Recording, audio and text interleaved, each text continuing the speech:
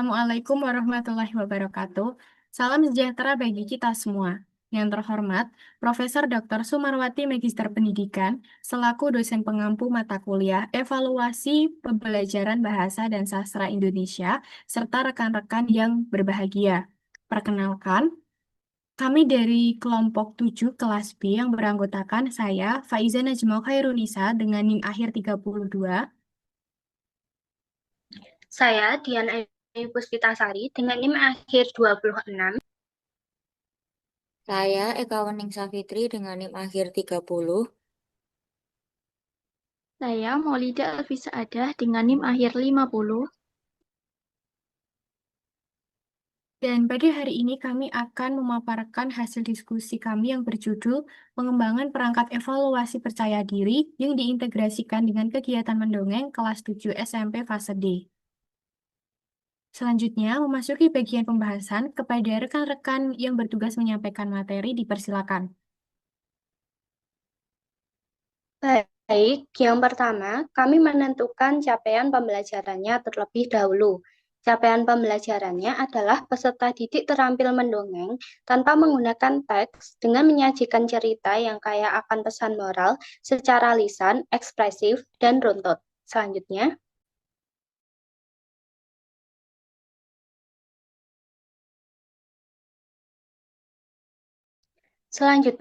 kami menentukan tujuan pembelajaran. Setelah mengikuti pembelajaran, peserta didik dapat yang pertama, menyampaikan bagian pembuka dongeng dengan intonasi, artikulasi, dan diksi yang menarik, serta mudah dipahami. Yang kedua, menyusun isi cerita dongeng secara sistematis dan logis, sehingga alur cerita dapat diikuti dengan baik oleh pendengar. Yang ketiga, menyampaikan bagian penting dalam cerita dengan tekanan suara, ekspresi, atau gerak yang mendukung pemahaman pesan moral. Yang keempat, menggunakan mimik wajah, nada suara, dan gerak tubuh yang selaras dengan isi dan suasana dongeng. Yang kelima, menyampaikan seluruh rangkaian cerita dalam batas waktu yang sesuai tanpa tergesa-gesa atau berlarut-larut.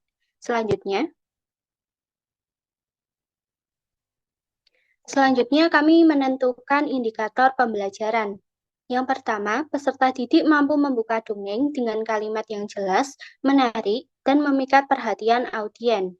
Yang kedua, peserta didik mampu menyampaikan alur cerita dongeng secara runtut, logis, dan komunikatif. Yang ketiga, peserta didik mampu memberikan penekanan pada bagian cerita yang mengandung pesan moral secara ekspresif dan bermakna. Yang keempat, peserta didik mampu menggunakan ekspresi wajah dan gerak tubuh untuk memperkuat penghayatan cerita. Dan yang terakhir, peserta didik mampu menyelesaikan kegiatan mendongeng dalam waktu yang tepat dan sesuai alokasi. Selanjutnya yaitu menentukan kisi-kisi. Berikut merupakan kisi-kisi penilaian sikap percaya diri yang diintegrasikan dalam kegiatan mendongeng.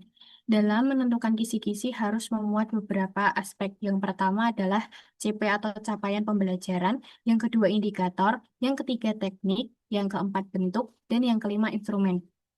Untuk CP atau capaian pembelajarannya, peserta didik terampil mendongeng tanpa menggunakan teks dengan menyajikan cerita yang kaya akan pesan moral, secara lisan, ekspresif, dan juga runtut. Untuk indikatornya, yang pertama, peserta didik mampu membuka dongeng dengan kalimat yang jelas, menarik, dan mampu membangkitkan perhatian pendengar. Kedua, peserta didik mampu menyampaikan isi cerita secara urut, padu, dan mudah dipahami. Yang ketiga, peserta didik mampu memberikan penekanan pada bagian cerita yang memuat nilai-nilai penting atau pesan moral. Yang keempat, peserta didik mampu memanfaatkan ekspresi wajah dan gerak tubuh untuk menguatkan suasana cerita.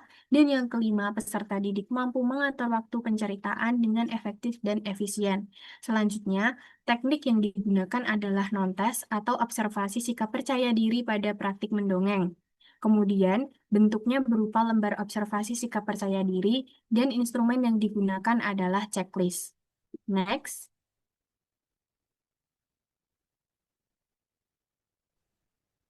Selanjutnya ada petunjuk tes praktik mendongeng untuk penilaian sikap percaya diri pada siswa SMP kelas 7 fase D. Tugas ini mengukur kepercayaan diri dalam menyampaikan dongeng secara lisan, tanpa membaca teks. Simak baik-baik petunjuknya. Yang pertama, langkah-langkah penugasan mendongeng. Yang pertama, pilihlah satu dongeng yang mengandung banyak pesan moral dan nilai pendidikan karakter yang dapat diteladani.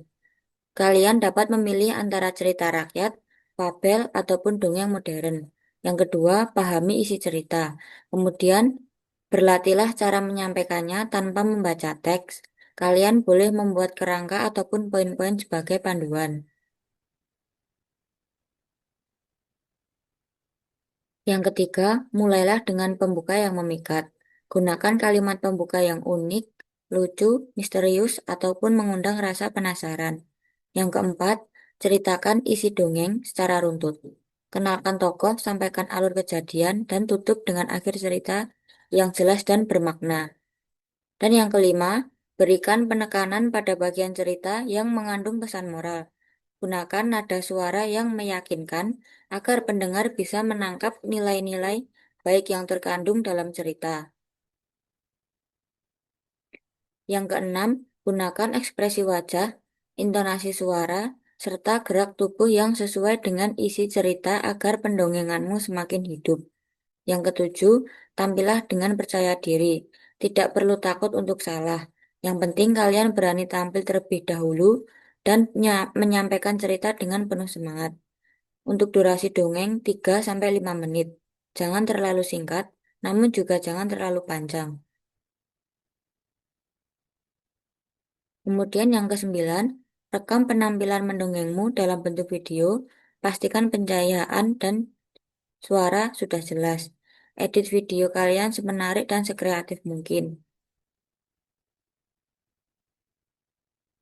Kemudian tata cara pengumpulan penugasan praktik mendongeng. Yang pertama, unggah video hasil mendongengmu ke salah satu platform media sosial seperti YouTube, Instagram Reels, maupun TikTok. Dan yang kedua, judul dan caption video harus mencerminkan isi cerita atau pesan moralnya. Dan yang ketiga, salin link video tersebut. Dan yang terakhir, kirimkan tautan video ke grup WhatsApp kelas ataupun sesuai petunjuk guru.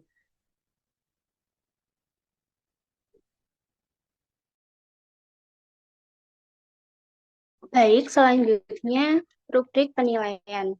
Rubrik penilaian sikap percaya diri yang diintegrasikan dalam kegiatan mendongeng.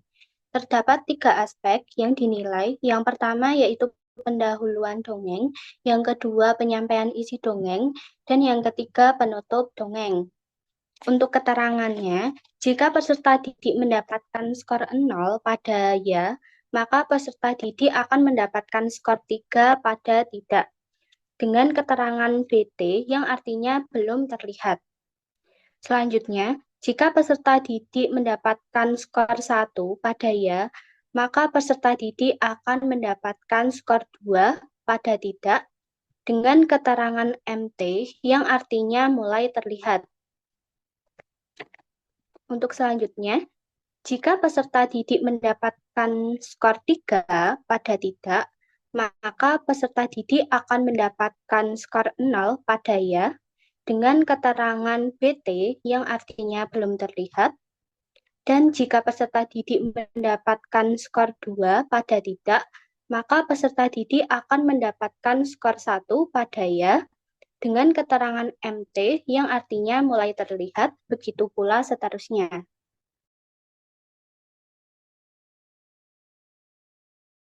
Baik, yang selanjutnya ada penilaian sikap percaya diri yang diintegrasikan dengan kegiatan mendongeng.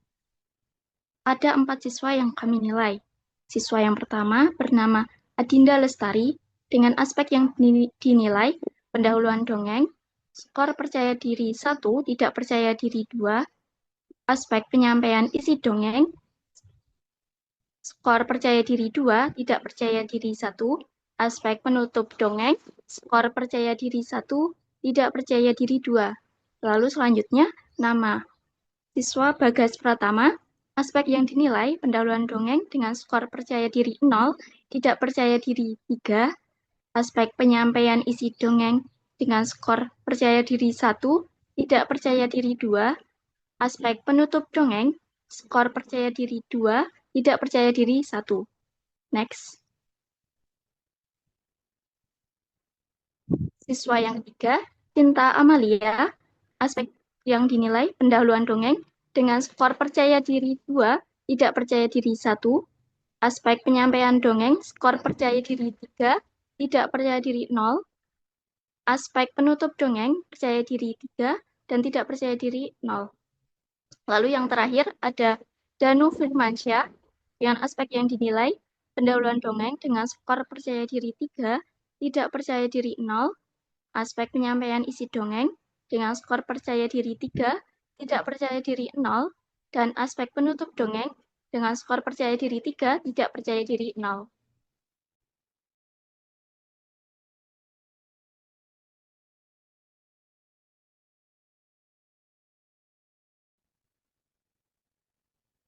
Selanjutnya, rekapitulasi nilai mendongeng peserta didik yang meliputi nama, aspek pendahuluan dongeng, isi peristiwa dongeng, penutup dongeng, serta kecenderungan.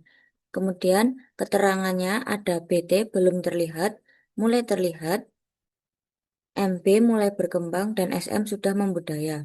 Peserta didik rekapitulasi nilai mendongeng ada 4, yaitu 1. Adinda Lestari, pendahuluan dongeng, ia sudah mulai terlihat, isi peristiwa dongeng mulai berkembang, kemudian penutup dongeng mulai terlihat. Kemudian kecenderungan siswa Adinda Lestari, ia sudah mulai terlihat. Selanjutnya ada Bagas Pratama, pendahuluan dongeng belum terlihat, isi peristiwa dongeng mulai terlihat, penutup dongeng mulai berkembang, kecenderungan Bagas Pratama mulai terlihat. Kemudian Cinta Amalia, pendahuluan dongeng mulai berkembang, isi peristiwa dongeng mulai berkembang, penutup dongeng sudah membudaya, kemudian kecenderungan Cinta Amalia mulai berkembang. Dan yang terakhir ada Danu Firmansyah, pendahuluan dongeng sudah membudaya, isi peristiwa dongeng sudah membudaya, penutup dongeng sudah membudaya. Kemudian kecenderungan Danu Firmansyah yaitu sudah membudaya.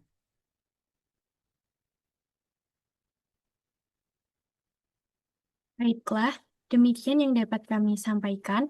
Kami berharap dengan perangkat evaluasi yang telah kami kembangkan dapat menjadi salah satu alternatif dalam mengevaluasi aspek afektif peserta didik, khususnya dalam menumbuhkan rasa percaya diri melalui kegiatan mendongeng. Untuk itu, jika teman-teman memiliki pertanyaan, saran, atau mungkin tanggapan, kalian bisa langsung menyampaikannya di kolom komentar. Terima kasih atas atensi yang telah diberikan dan sampai jumpa di kesempatan lainnya. Wassalamualaikum warahmatullahi wabarakatuh.